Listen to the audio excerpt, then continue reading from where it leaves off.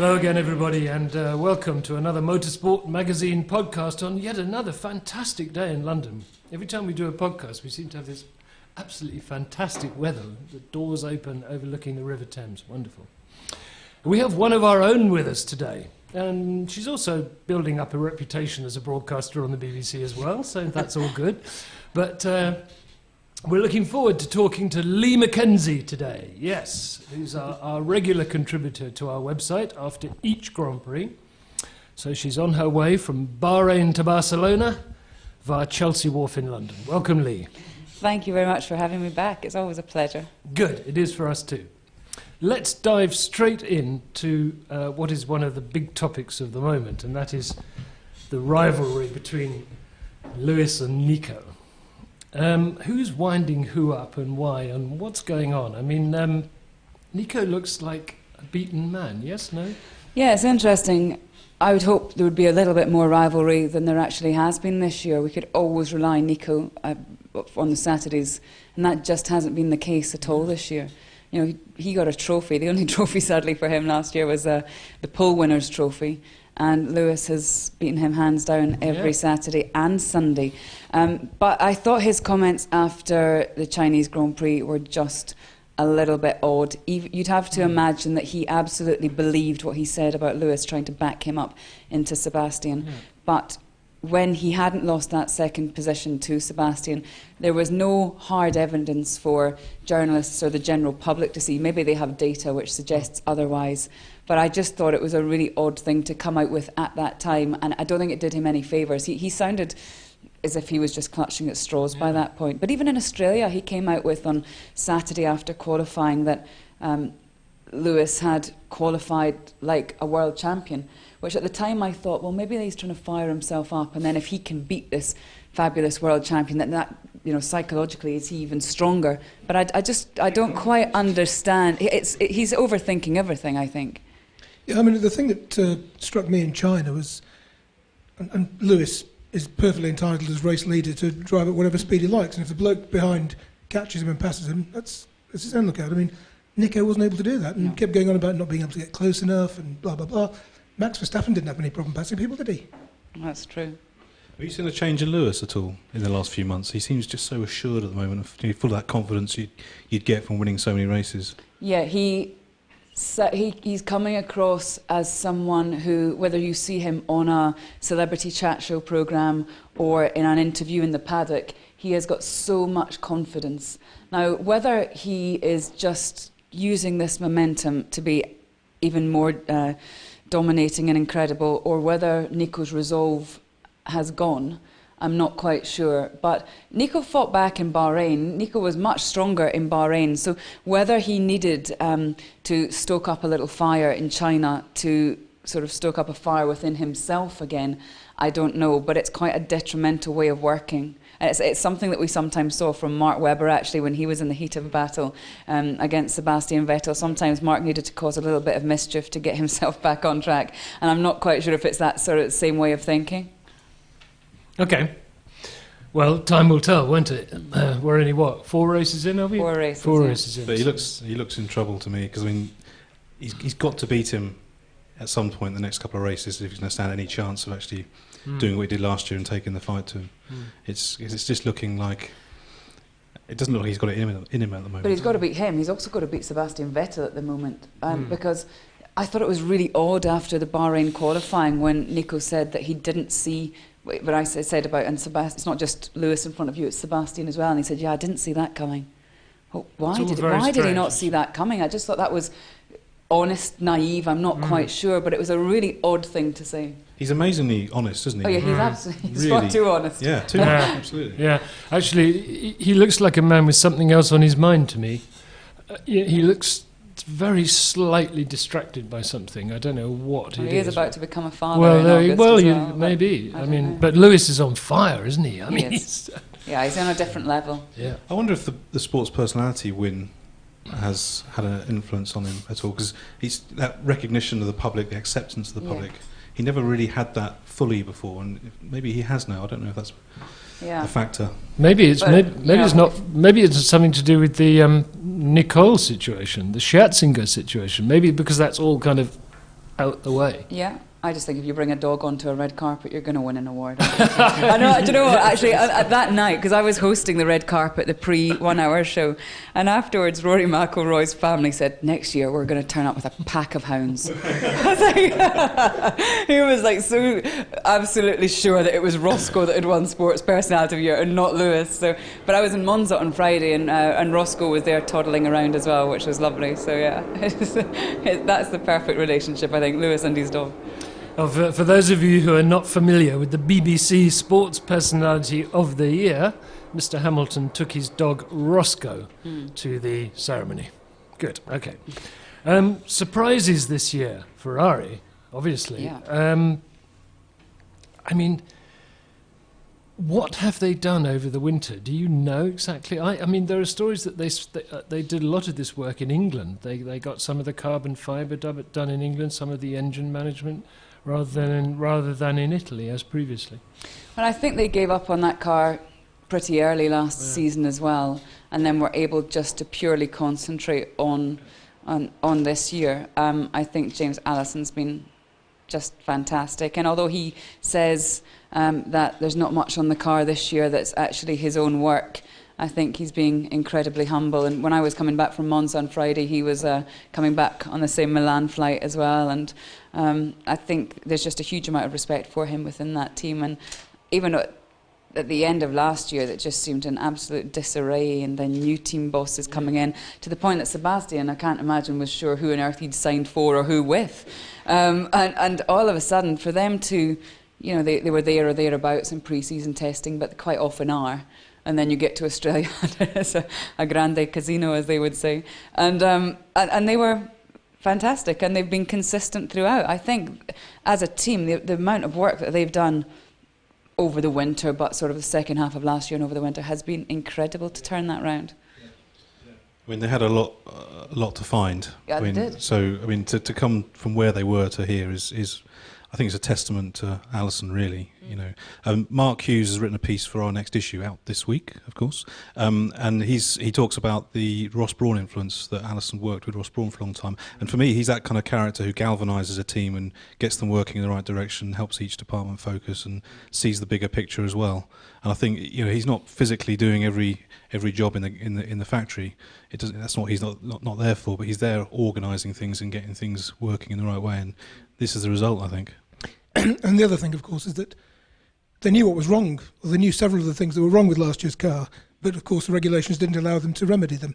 So, you know, once they got round to developing the 2015 engine, they were, they knew where to go straight away, and the evidence has been manifest. And I guess from our perspective of hoping for good races this year, we're relying on Ferrari quite a bit now, by the looks of it. Yeah, we do. I mean, from race to race, we're not going to know what we've got until we get there, really, in terms of how the tyres are performing and the characteristics of that Ferrari, which at least gives us something to cling on to. Otherwise, it would be a Mercedes walkover.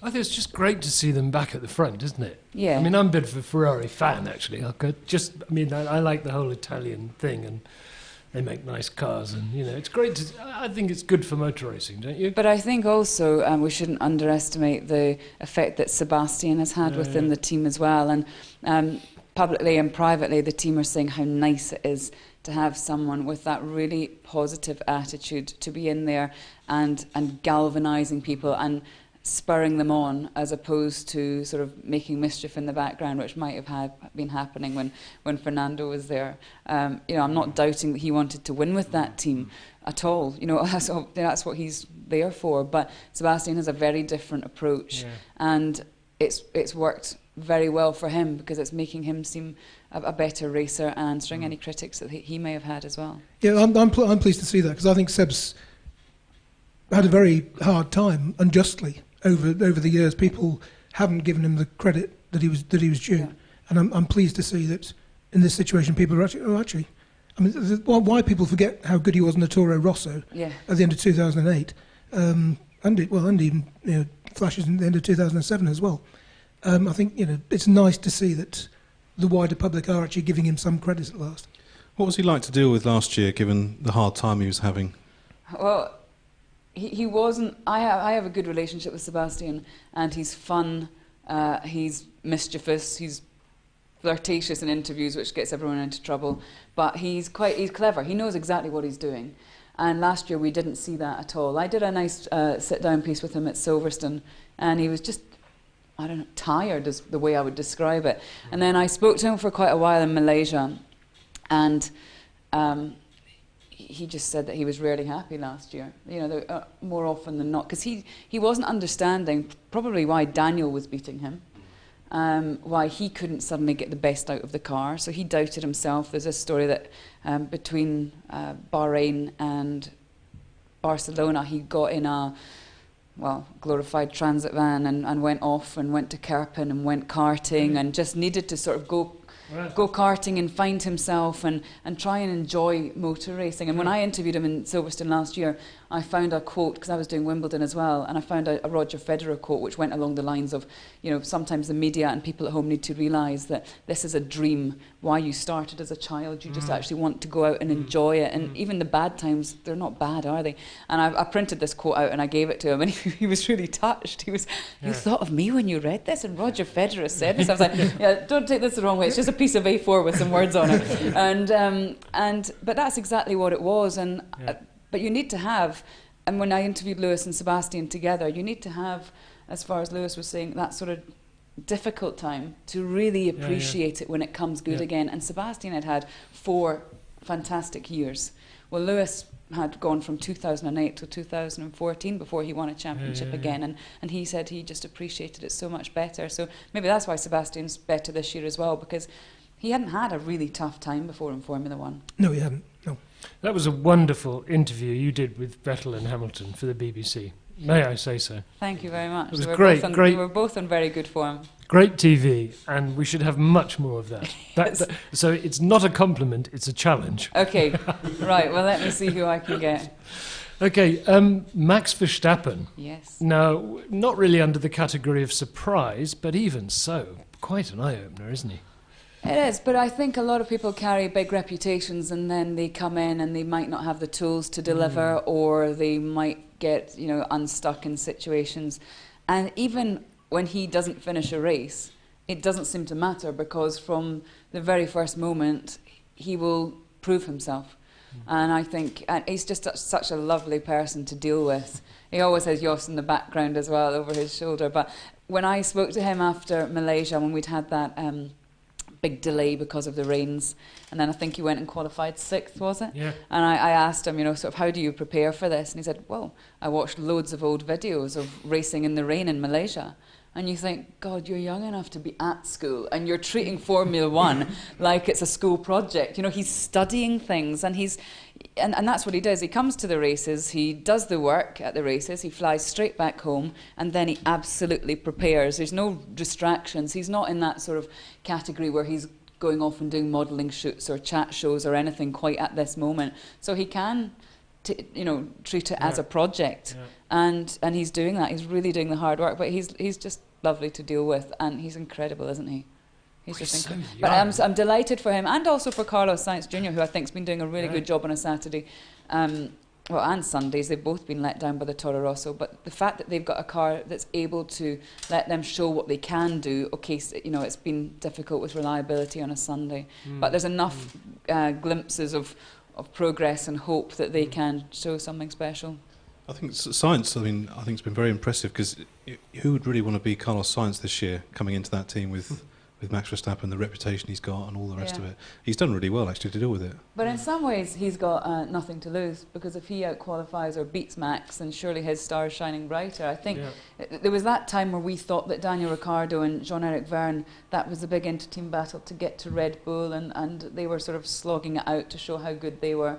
But what I hope doesn't happen is, if, say Max gets a Red Bull seat or something, you don't want Carlos Sainz to go off into the depths of sort of nothingness, or become a third driver for someone, because I think that's where Red Bull have been great at bringing young talent through, but the ones that maybe aren't quite good enough to get to Red Bull, they're just discarded. And I do think that's a shame, because I don't think a Verne is necessarily a bad driver, and I hope whoever loses out in that inter-team battle doesn't just go off and going to sort of be a third driver or something. I know what you mean about the Red Bull scheme being fairly brutal if you're not quite good enough.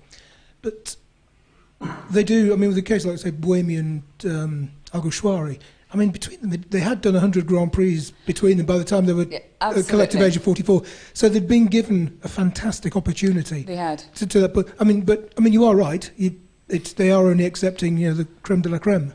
But I think Alguersuari and Buemi were maybe different in that neither of them alongside each other were sparkling too much, whereas Verne and Ricciardo, I think Verne actually finished that championship season off with just marginally less points than Ricciardo. So I mean, that's quite tough. But in this instance, all I mean is I think that they're both. We're always talking about Max Verstappen, and quite rightly so. But I don't think Carlos is doing a bad job at all either, and I think he should be given almost the same amount of respect, because if Max wasn't there, we'd be sort of hailing him as the next great thing. No, I mean, I agree, and I think it's also quite interesting because his track record the last couple of 3 seasons, apart from winning Renault 3.5 last year, has been a bit patchy. But Red Bull have always maintained that whenever he's been in the F1 car, he's looked really, really good. Yeah. And it was only a sort of freak set of circumstances kicked off by Sebastian, which led to there being a seat available when the music stopped. And I think all things considered, he's done very, very well. Yeah. Let's not forget his dad was a bit special. Yes, exactly. I'm old enough to have watched his dad in Formula Ford before he got anywhere near a rally car. Okay, Manor Marussia. What are they doing there? You've gone all Bernie on us. What are they doing there? No, it's not that I don't like the guys or I don't have a good view of the team. I really mean the question. I mean, I don't know how you attract sponsors. I think it's a very, very difficult end of the grid. Sure. Anyway, you can see that when you look at McLaren. Sure. Drivers walking around in white overalls with no branding on it, like they're sort of wannabe Stigs. It's bizarre. So then you get Sauber, who have finally got some sponsors, and you have Manor Marussia with no sponsors. Yeah. And I honestly don't know. Do they just plough on with that car and get to end of year and start trying to look at a car for next season? I mean, it's a long old year to do that. Yeah. They're also not working out of the base that they had as Marussia. So I think they've got an incredibly tough job. I hope for their sake that they succeed. When I say succeed, I mean see out to the end of the season. Sure, of course, and you just have to hope that there's a bigger picture somewhere. And that maybe they might score a few points, which makes the crucial difference. Yeah, sadly, I wonder if those opportunities have gone. Yeah, I think because every time everyone gets to Barcelona, they should be slightly more together, shouldn't they? Really, even the back markers should be slightly more together. So those points of the opportunistic points. Surely that was in Australia when only 15 cars started and they didn't start. So that's unlikely to happen again now, as you say. Exactly. So, I mean, there's an outside chance in Monaco if you get a sufficient first lap chaos in the middle of the field or something, but otherwise. Yeah. But don't forget when that happened last year, I think they had, with all due respect, I don't think Will Stevens has done a bad job. Roberto Merri is off the pace, but he's very inexperienced. But you had Jules last year, who was, seen as a real talent, and he put himself in positions in that car to capitalise on those points, which I'm not quite sure if the drivers they have now would be. They haven't got the experience. Not yet. No. I mean, from the BBC's perspective, Will Stevens' stories must be a tricky one. British driver in Formula One, after all. But what can you do with him? It's very difficult. It's difficult even on a. I mean, I'll interview him every Saturday and Sunday, which I try and interview all the drivers, but sometimes that just doesn't happen, and it is a difficult one. I used to do the same with Max anyway. You never know what they've got to say, and but it is a difficult one. It's difficult to build up a story around a team which is, just almost attending, and I say that it's difficult because the guys running it are very nice, very committed, working every hour that God gives. But you're right, for what? I don't know. Tricky. You've referred to Fernando Alonso. You didn't name him, but we were talking about last year. And we've referred to McLaren this year. For me, this is actually a really big story in many respects. I mean, no sponsors, a lot of support from Honda, and you'd kind of think they're going to get there, wouldn't you? I mean, why wouldn't they? Yeah. It's Jensen's come back. You know, he got the drive. How do you think Jens is feeling about?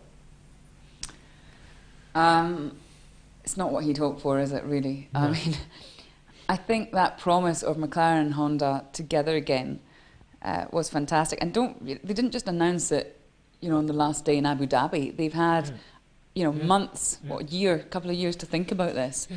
And you sort of saw it not working out in pre-season testing, and then you have to hope that by the second test they'll be there, the third test. But it makes no sense really. You know, I think when I went to the third test in Barcelona, the car did 33 laps. Jensen one day got it and did 101 laps, and it still stopped at the end. You know, it still didn't stop when they wanted it to stop. It's just really bizarre. And then not to be able to start that race in Bahrain is... It's kind of unforgivable, really, as well. Yeah, it is. It's not the right environment for McLaren to not be starting a Grand Prix, which effectively is seen as one of their home Grand Prix. Yeah. But they've just had problem after problem, whether it be Fernando Alonso's crash to, the last time out. Fernando is adamant that by the time we get to Barcelona, he will be in a point-scoring position. Now, you would have to say that, albeit slowly, progress has been made. Yeah. He finished 11th in Bahrain. But, you've got two former world champions fighting over possibly 1 point. I mean, I think Fernando seems to get himself into the wrong place at the wrong time and time again. I think, what's the stat? He's 6 points off or 8 points off being a 5-time world champion. I don't know how he can go to sleep and relax at night. He obviously just has to accept that, but that is heartbreaking in so many ways. It's mind-blowing, actually. He has got a couple, though. I mean, he's got a couple. It can't be that difficult to sleep at night. Never feel sorry for a Formula One driver, but I do think, I do think that he has got so much sort of unfulfilled potential. Yeah, I concur. I mean, when he did those back-to-back, well, even before he won his back-to-back titles with Renault, you foresaw, a stack of world championships was just going to accumulate, and as we know, it hasn't happened. I mean, we know he's good at his card tricks, and he's had years and years of practicing that poker face. Do you see any chink of frustration in him? Because he seems to have the facade really. Do you know, I'd like to say yes, but worryingly there's not been anything, and neither from Jensen either. You don't want to see people accepting it's okay to not start a Grand Prix. And when I was doing media training with a lot of young drivers, I always used to say to them, don't look happy when you don't finish a race, or don't look delighted to be second unless you know that you've given absolutely everything and you are happy to be second. But Fernando and Jensen, I think maybe it's maturity and having won a lot of Grand Prix and things in the past, but they are accepting of a situation, so you have to presume that they are doing absolutely everything within that team to improve. But to not be able to start the car, I think, until a couple of hours before the Bahrain Grand Prix, a car which didn't start on the Sunday or the Saturday, or barely got going on the Saturday, that's not right. But maybe they know a lot of things that we don't. Well, yes. Well, obviously they do know a lot of things that we don't. And Ron Dennis has said that they will win a Grand Prix this year. Now. Yes. My dad once said that about McLaren. He ended up running around Silverstone naked. So no one make a bet, for heaven's sake. I wouldn't want to see Ron do that. I didn't really want to see your dad do that either, but I definitely wouldn't want to see Ron do that. Weren't you wearing a T-shirt saying "Apologies, Silver"? You had some sort of apology on your T-shirt. Yeah, because I felt like the daughter and absolutely fabulous. It's just really embarrassed by the parents. So I got a T-shirt made up that said the "Oh my Godfather," and then the charity on the back, to also make clear that he's not just a random weirdo running around naked, that actually there was a charitable donation involved. But that was quite a funny story, because he had tried to, what he said on radio was, just for anyone listening that just thinks that I come from a family of streakers, he'd said on radio with Mark Webber, if McLaren win a race this year, he would do anything. And Mark Webber said to him, well, what would you do? This was on Radio 5. He said, well, I don't know, I'd run around Silverstone naked. And then Spa, I think, did Kimi win in Spa that year? I can't remember what it was. Yeah, I think it was. Did, yeah. And it was just horrendous. So he was going to hire Silverstone and do it on Boxing Day or Christmas Day. My Christmas Day as a kid was going to be having to watch this, and I was thinking that's not on. And then he was going to buy a dog, call it Silverstone, and call it Naked, and run around Silverstone with Naked. And this went on and on, but he knew he was absolutely done for when Max Mosley and the FIA donated to the charity. He said that was it. They knew that there was going to be no going back. And DC was meant to stop the drivers' parade because it happened on the Sunday of the British Grand Prix. And Bernie, for the first time ever, set the drivers' parade off early, 15 minutes early. Yeah. Never let it be said he doesn't have a sense of humour. No. A poor woman had to body paint him. That's the woman I feel sorry for. Good stories. I like it. I like it a lot. Okay. But maybe we'll all be eating our words when they win the World Championship in 2016 and Alonso picks up another world title. I mean, hey, if Honda can't get it right, who the hell can?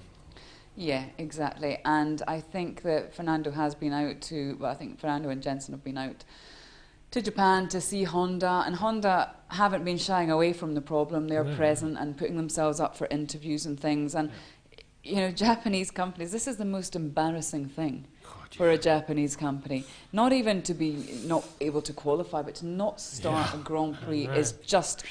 it's not acceptable at all. So they will be doing absolutely everything to try and rectify that. But they have got one hand tied behind the back because they've only got 2 cars. Whereas last year, every other engine manufacturer had at least 4 cars. Absolutely. So it's in every way, it's a huge uphill struggle. I think in terms of the people I'd least like to be in Formula One this year, in Australia, Manisha Kaltenborn. Oh yeah. Don't want to be here. That was horrendous. But over the course of a season, Eric Boulier being in that position there with Ron Dennis on his shoulder, that's got to be difficult, isn't it? I mean, and with the way things are going. Well, I think that started by the 3rd test in Barcelona when McLaren, who are the most professional of teams and everything is done, with no expense spared, a piece of A4 was stuck to the motorhome saying Ron Dennis and Eric Boulier press conference regarding Fernando Alonso at 12 o'clock.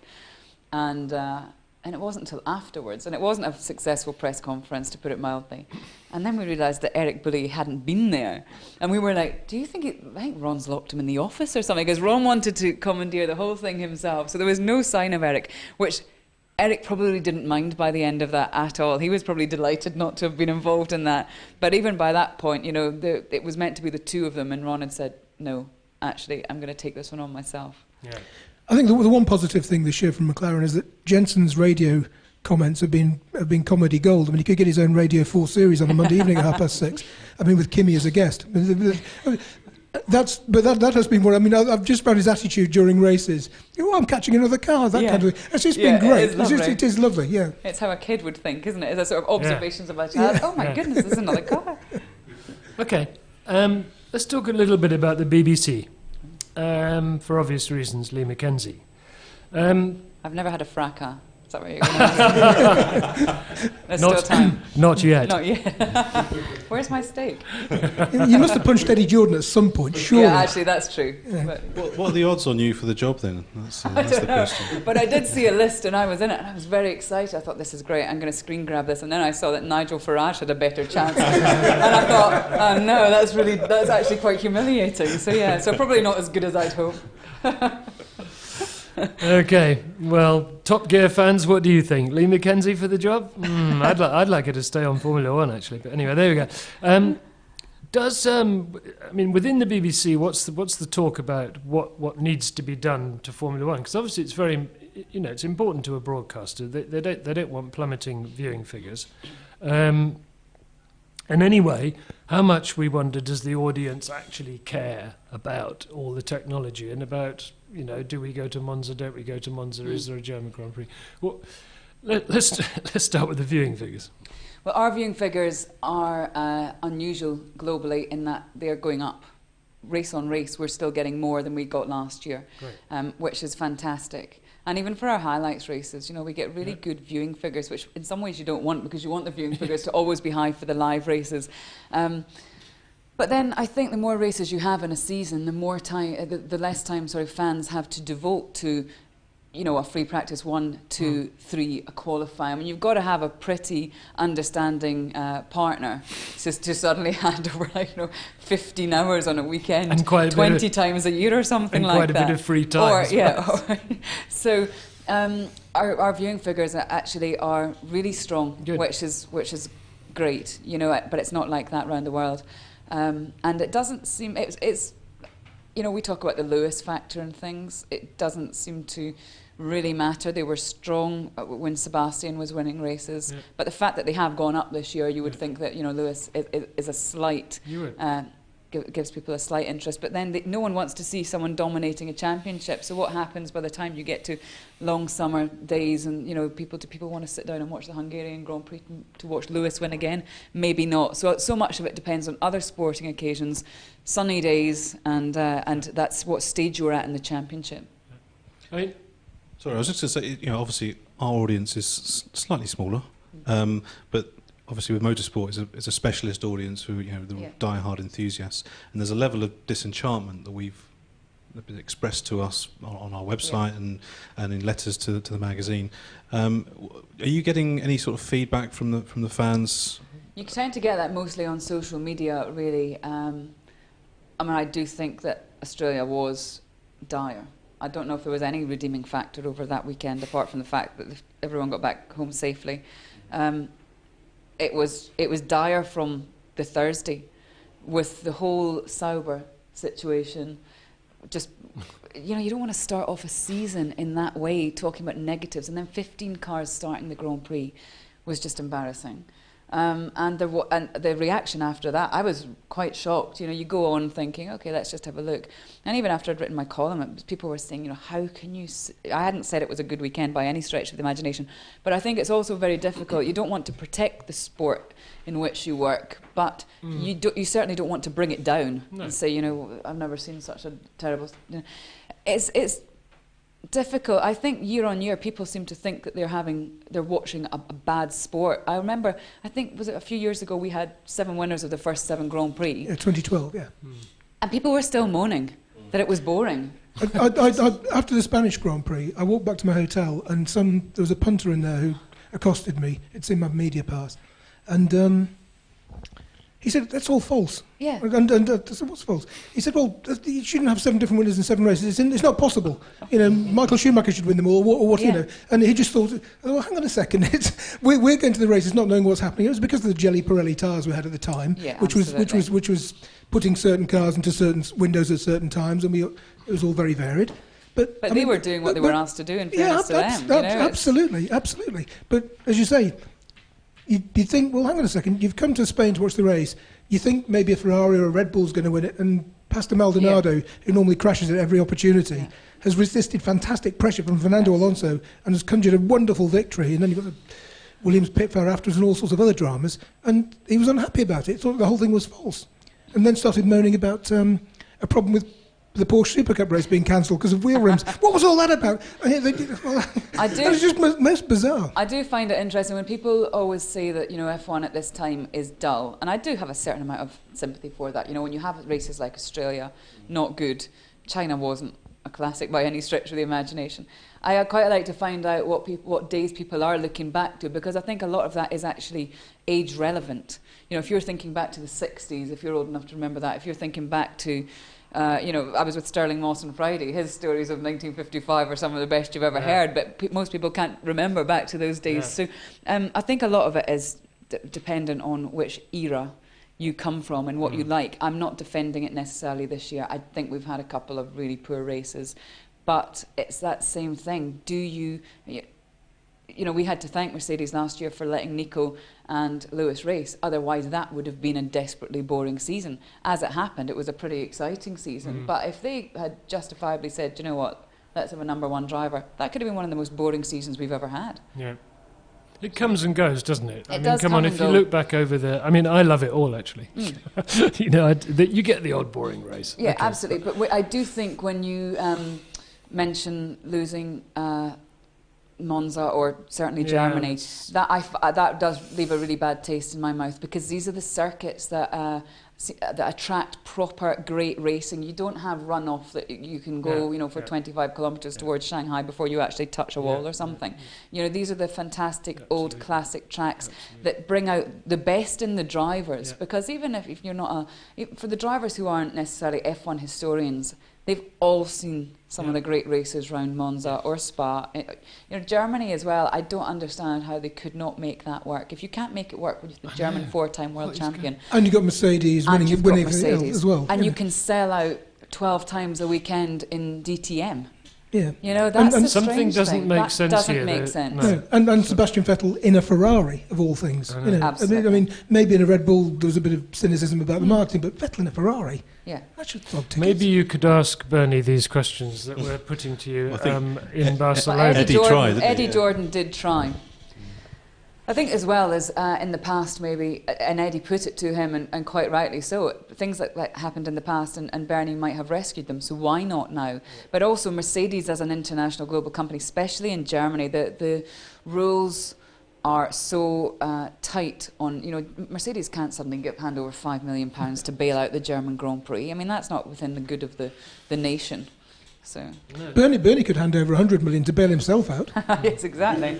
Yeah. So why can't Mercedes do that? Steady on, Simon. Okay. Sorry, I lost my place temporarily there. Yeah. Okay. You were criticising Bernie Ecclestone, I believe. Yes. No, I wasn't.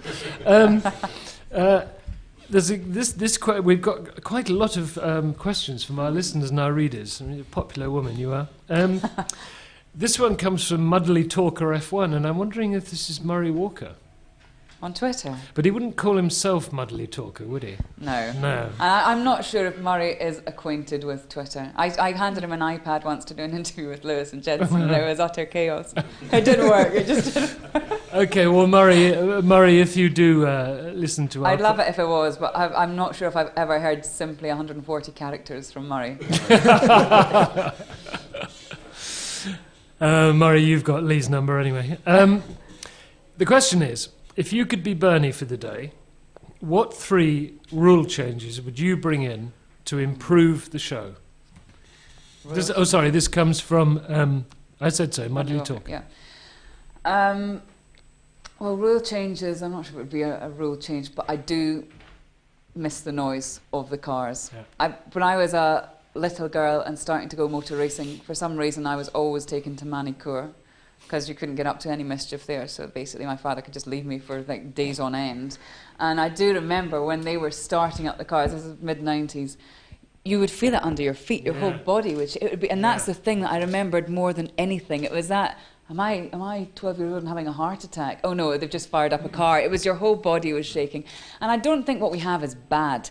I just think that when you go and do if you're at Goodwood or if you're at an event and they've got a show car or a couple of years old car comes out and then you hear what it used to be like, that's when you hear, because we don't hear the comparison now, we just accept what we have. So I would definitely make the cars noisier again. They sound flat, don't they? They sound flat. You've got the GP2 cars coming up, they make a nice noise. But do you know the worst thing about that is that the GP2 race starts on a Saturday when I'm interviewing the top 3 drivers at the Pen. So there is the comparison because you can't hear the damn people who you're trying to interview. And then you're sort of thinking, it's quite nice, this quiet Formula One. I can actually have a conversation with people. And actually, one thing that Jensen did say after the first couple of races, he wasn't exhausted. When he got out of the car, he wasn't absolutely drained and exhausted. He didn't have a throbbing head. Yeah. He certainly felt quite good because, that whole noise and everything wasn't reverberating through him. So that would be one. 2 more. Good God, what else could we have? What about? What would you do anything about the tyre situation in the sense that it's for some people it's incredibly complex, and what tyre are they on? Why are they on it? It kind of I think it's not. Is it good to have drivers asking questions in a race about who they're racing and things? I always think that's slightly odd. Who am I racing? Well, you're in second, and there's one man in front of you, and probably 17 behind you or something. I do think the tyres should be looked at, and I also think that was refueling a good thing? I don't know, but I'm not quite sure about all this, coast and. Yeah, I don't get very excited when I see a fuel graphic coming up on camera, and because you're saying, oh my goodness, Lewis has used less fuel than Nico Rosberg. They're still going to get to the end, unless there's 5 or 6 safety cars. I think that's you need to have more reasons to actually be racing and overtaking, and not DRS passes is another thing that sort of annoys me, because as soon as he's in the DRS zone, well, what happens in another 1 second time? Someone else is going to be behind you again. So you get a bit of movement on track, but is it manufactured? Well, yes, it is. I think I'd bring back a tyre war. Yeah. Tyre war would be fantastic. Yeah. Just but get rid of don't know control if that's tyres. going to happen, is it? It's a bit old school these days to do that. I don't know if it's But then I possible. wonder, what did Pirelli get out of it, apart from occasionally a whole load of abuse from people like us? You know, you've got to be quite brave to be a tyre manufacturer in Formula One when you're the only tyre manufacturer in Formula One, because no one ever says, well done Pirelli, that was fabulous. They only say, well, that was rubbish. Yeah, that's the only time the tyre companies get any PR apart from the tracks up is when something goes wrong. When it goes wrong. With Pirelli Silverstone a couple of years. Yeah, you know? It's the only time. Yeah. Okay. Matthew Pope has a question which refers to the news over the weekend that Piek has been ousted in a boardroom coup. Surprising news, I thought, actually, by Mr. Winterkorn. Anyway, the point of the question that Matthew sends is do you think we'll see Audi come in now? Well, there are a lot of rumours, mostly started by Eddie Jordan, I think, about this happening. If you speak to Alan McNish, there was just a great moment. I'm probably being very indiscreet, but we were watching Eddie interviewing Bernie, and Eddie and Alan are always arguing about whether Audi will come into Formula One. And Alan, being Mr. Audi, is like, it's not going to happen, it's not going to happen. And then when Eddie asked Bernie the question, and Bernie said, I'll be willing to step down if Audi would like to come in, Alan just picked up a pen and threw it across the room and sort of, I know this isn't going to happen. So whether they do or not, I don't mind, but I just can't wait to see Alan McNish's reaction when they all turn up and he finds out he's the team principal or something, because Eddie Jordan tells him it.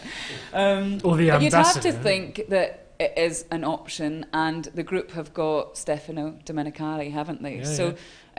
You would think with appointments like that, and then stepping down, I don't know. They know a fair bit about hybrid power. It'd be fantastic, I think, if they did, wouldn't it? Yeah, it would. Yeah. The thing about Formula One is it's aligned itself now with the automotive industry by taking this hybrid route and appealing to engine manufacturers and manufacturers to come back into the sport.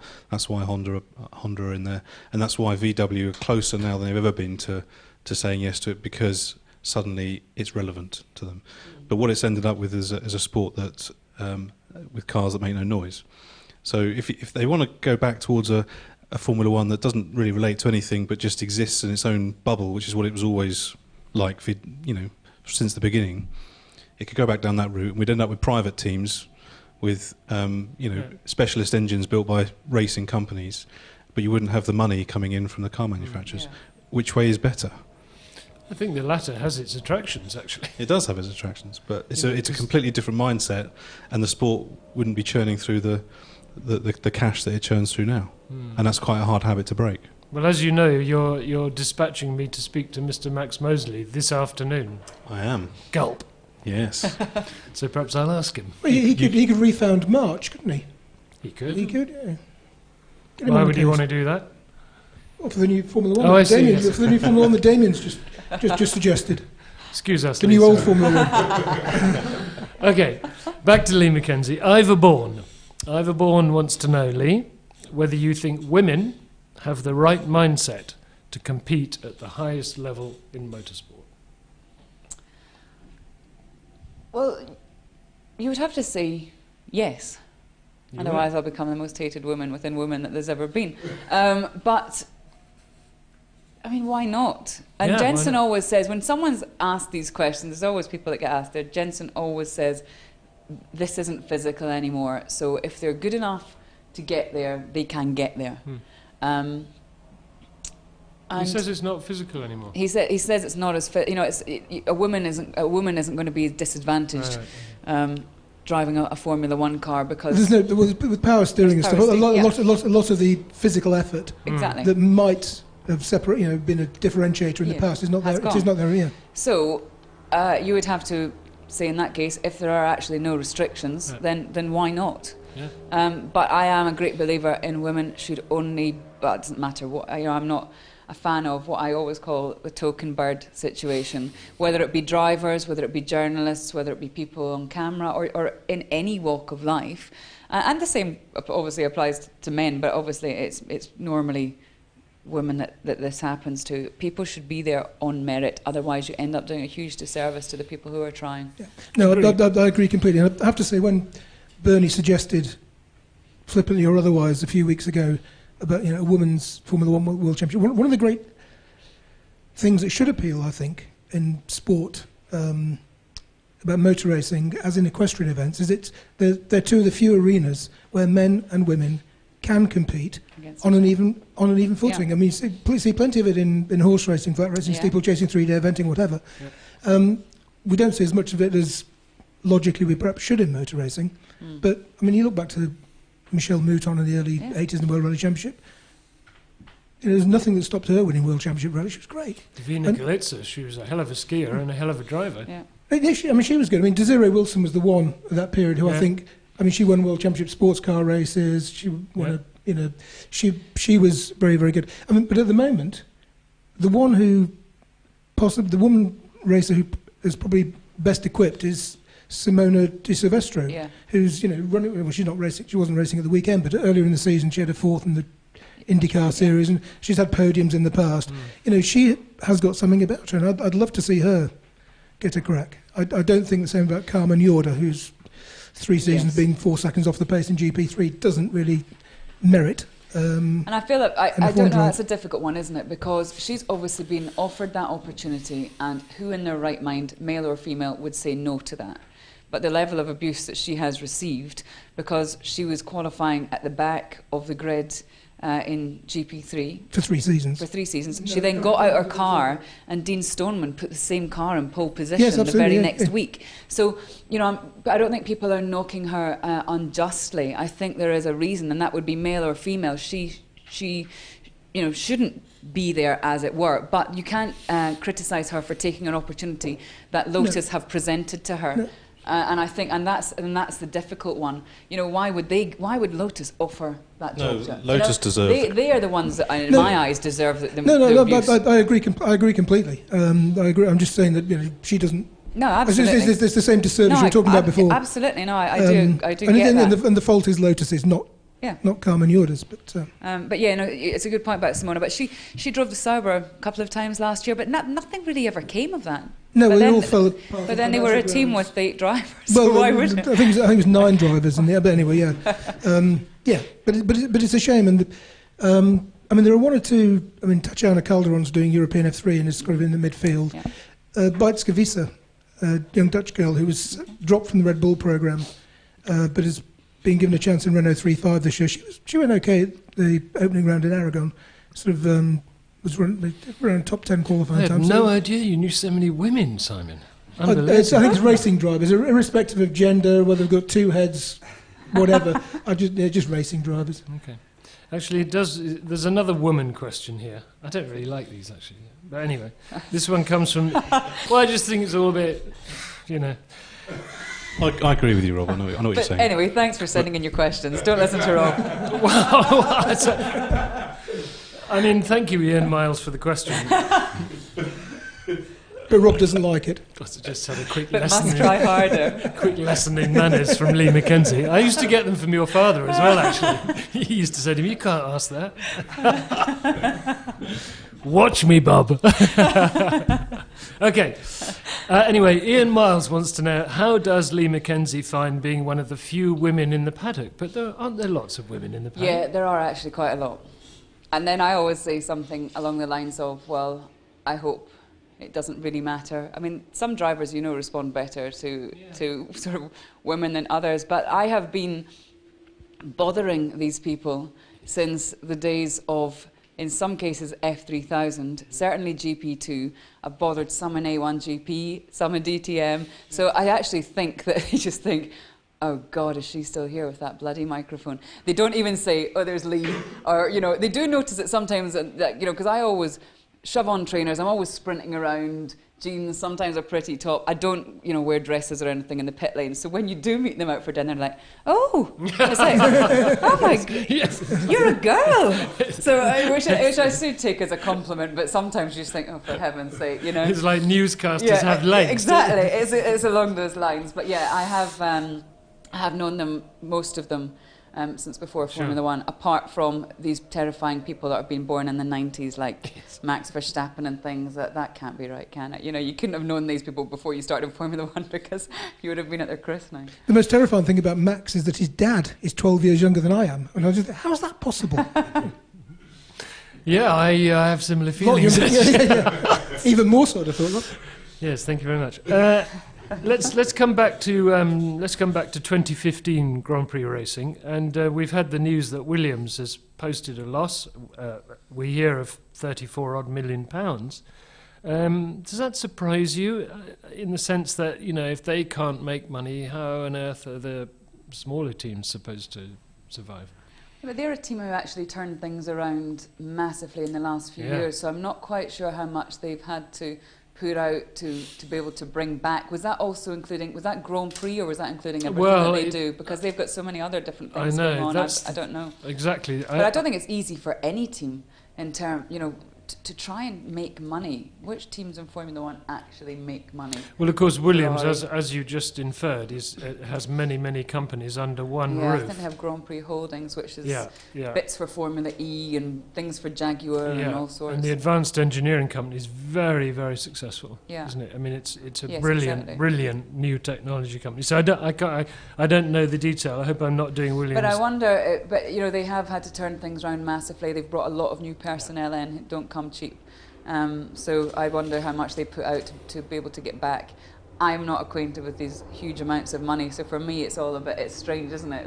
Money at that just level seems virtual. Yeah. You know?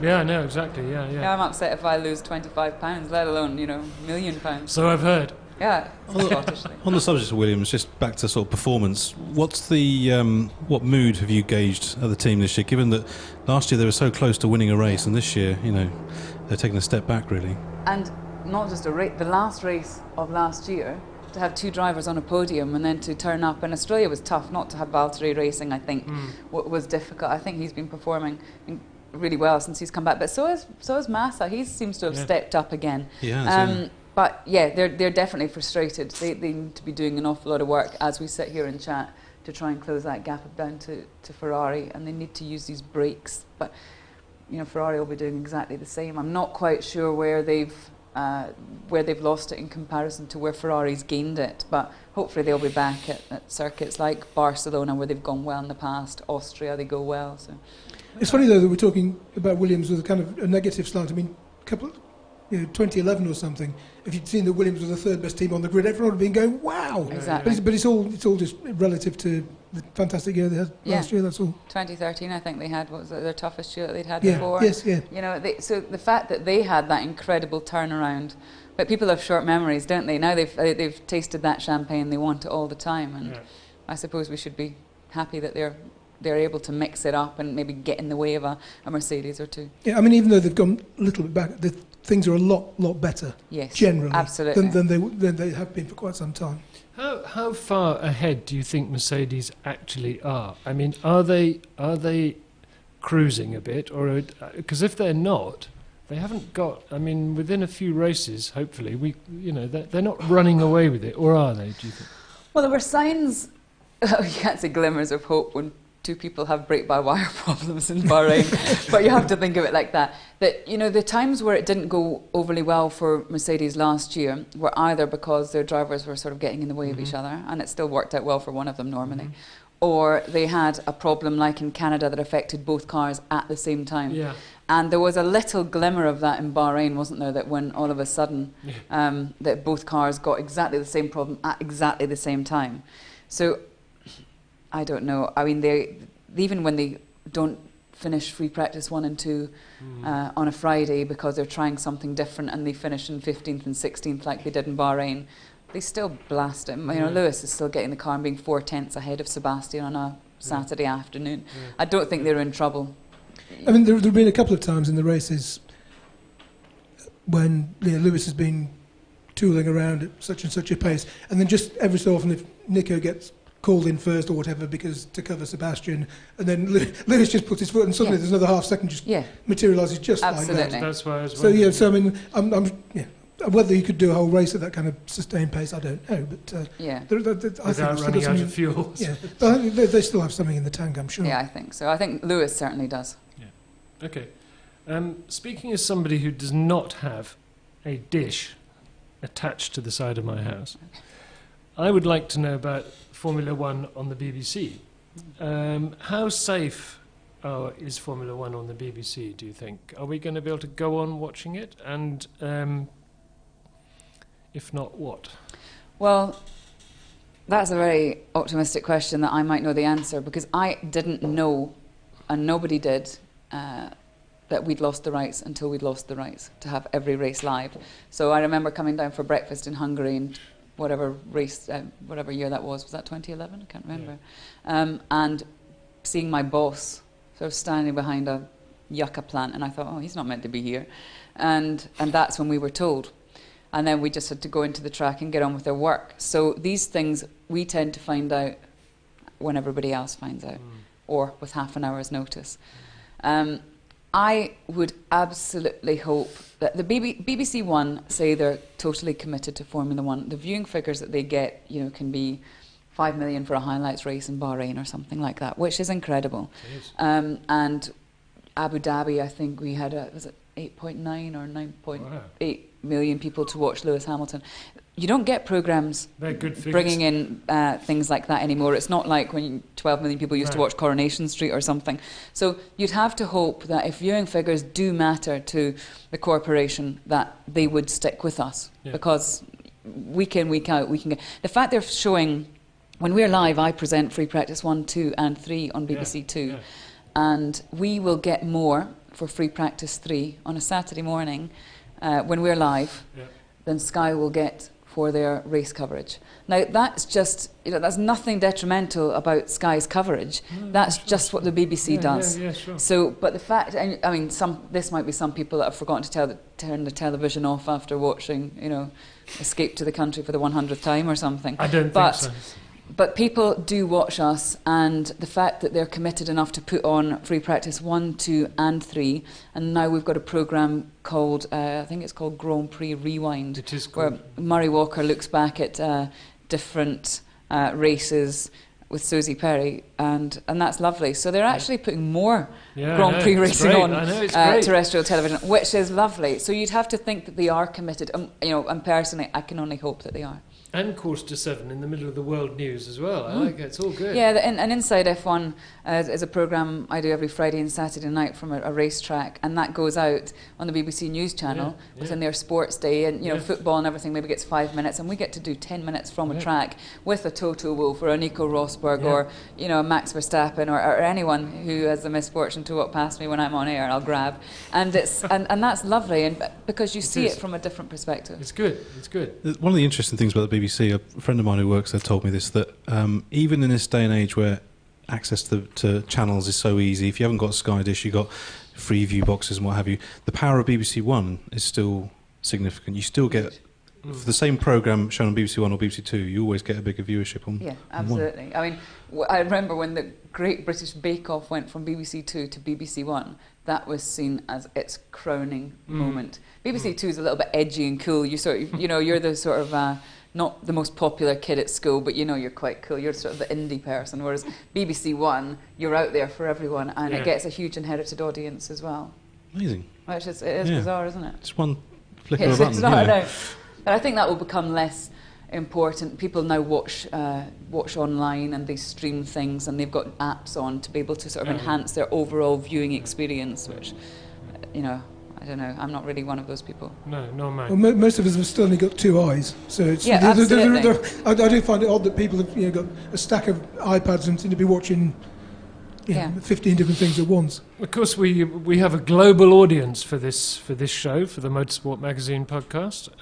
Many people from many different countries. So, if you're listening to this conversation about the BBC, I hope that some of you get the BBC coverage, and if you don't, I hope that you're getting your Formula One coverage without having to pay too much money for it. And I will also say something as well. People seem to get very annoyed when people talk about, we mentioned the Sebastian and Lewis feature, and then they go and watch it, or they try to watch it, and it comes up and says not available in your country. That is actually, because I get shouted at a lot by nameless individuals on social media, but that's not a BBC issue. That's a Formula One management geo-blocking issue. So anything which is filmed within the confines of a racetrack can only be showed in the country that has the rights. So we are the British rights holders. So people in Germany aren't meant to be able to watch that. They always have their ways, because because RTL and Sky Deutschland are paying an awful lot of money to have Formula One, and that is the reasoning that sometimes people abroad can't actually watch the BBC coverage. And it is really frustrating, but that is the caveat. So sorry, world. You must be able to see in your position how much potential there is to what you could do if there weren't all these stupid rules and regulations. Absolutely. Yeah, absolutely. I mean, there's so many things that we just can't do. Well, especially bearing in mind that if you love football like I do, wherever you are in the world, you can watch the football. It's one of the joys of when you get bored on holiday, there's always a football match. Anyway, I mean, it's fantastic. And why can't we have that? Actually, we don't want to go here, do we? No, I don't. Do we want to get into the complexities of the commercial rights and it's a point. I mean, when I was covering all the Grand Prix, I mean, it was always quite nice on a race in Asia somewhere on a Saturday evening.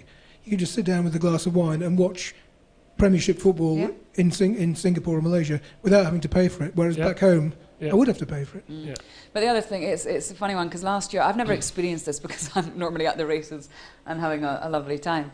But I missed Germany and Hungary last year for the Commonwealth Games, and we weren't live in Germany, and it was hard. I didn't have Sky because I was zooming around all the time, so I watched RTL, and I was able to watch it, but I did have to sort of try and hack in and change VPNs and other things which I don't even know what they stand for, and it's not easy, and I saw it for the first time from a different point of view, because I was in a hotel trying to prep, and I thought, well, I'll just stick the F1 on. I thought, how am I meant to watch it? I don't have Sky.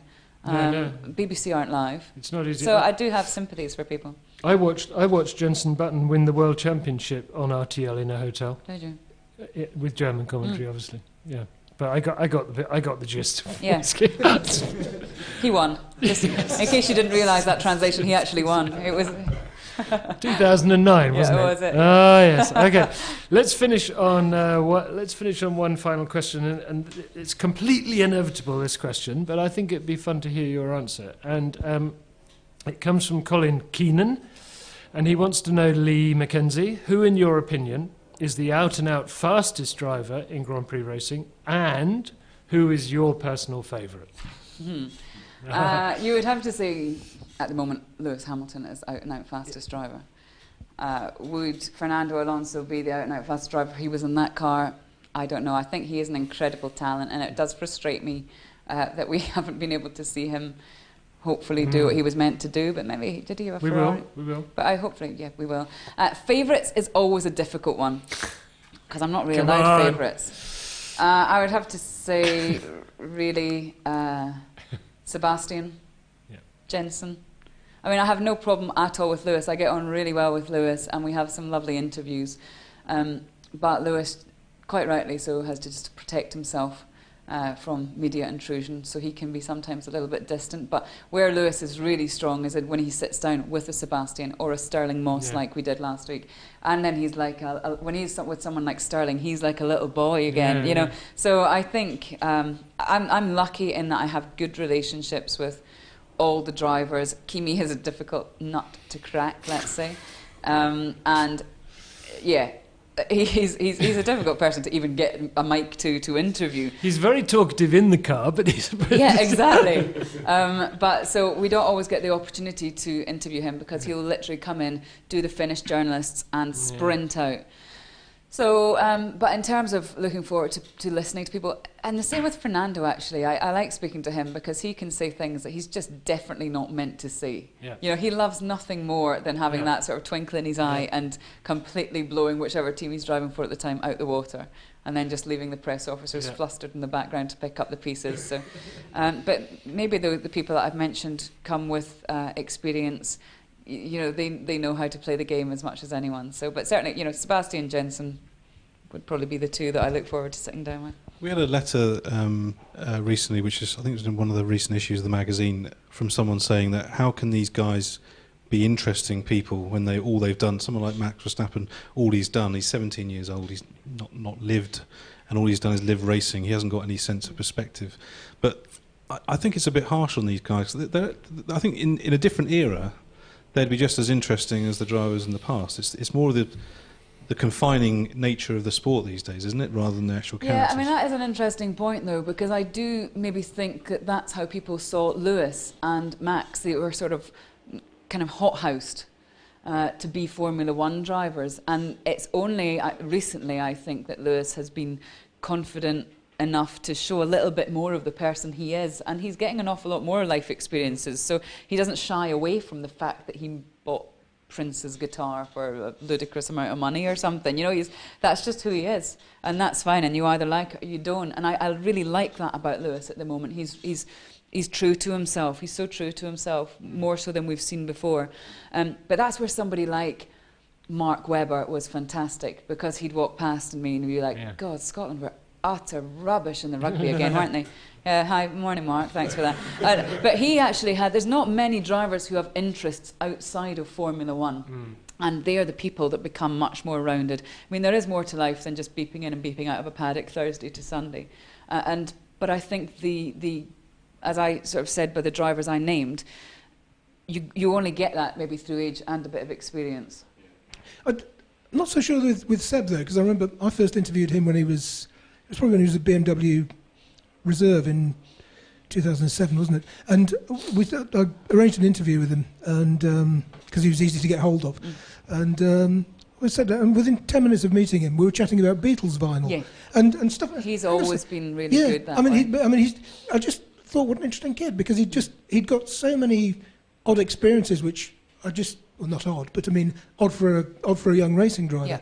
And he was just such a rounded, an interesting guy to talk to. I could have spent most of the day chatting. Well, I probably did actually. And I remember wearing a Beatles T-shirt to a race not long afterwards, and he was sitting. It was in the Toro Rosso by then, and he was sitting in the car. And he saw me walk past with a Rubber Soul T-shirt on. And his thumb comes up, and he spotted it and clocked it. Beatles is always a nice way to get a good interview with them. He used to get very excited because he'd see my dad. And if I was talking to him, he'd be like, Father McKenzie, because that was obviously one of the lyrics. My dad was like, I've been around for ages. I went to Ayrton Senna's funeral, and I've got some kid calling me Father McKenzie. Like, no wonder he retired. I think he did enough by that point. That is brilliant. That is brilliant. That is such a reassuring thing to hear about Sebastian Vettel. I've always thought I'd like him. Fantastic. Thank you so much. Thank you, Lee McKenzie, for coming in today and your busy schedule. And when can we see Moss and Hamilton at Monza then? I'm not quite sure. We'll be talking about that. Maybe either Canada, or I would quite like to use it at the British Grand Prix, having two British such stars alongside each other. And it was lovely. And Sterling was fabulous, and lots of use of the word crumpet and boy and other things that he was just it's just Sterling through and through. Yep, good. We all look forward to that, and we look forward to your reports on the website too, of course, absolutely, on the Mondays after the Grand Prix, when sometimes you're sitting in an airport feeling tired and other times you're up and everything's fine. Good, we like all that. Thank you very much to Ed Foster for putting our little podcast together today, as usual, and to our esteemed editor, Damien Smith, who is here with us, and to Simon Aaron, and of course to Alan Hyde, who makes sure it's all recorded and you can hear it. So we look forward to seeing you next time, and thanks for listening. Bye-bye.